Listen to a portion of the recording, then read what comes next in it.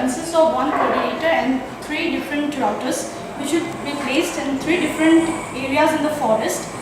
And we'll be using 2 sensors. One is gas sensor and another is temperature sensor.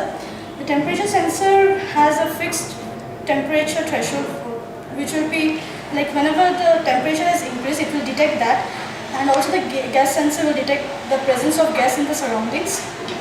And after detecting, it will be sent from the microcontroller to the ZigBee, and the ZigBee will pass this message to the coordinator.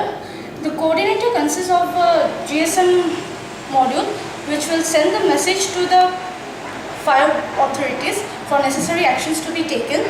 And also we have a water pump, which will be driven by a relay circuit. The water pump will get activated during in the presence of fire or smoke.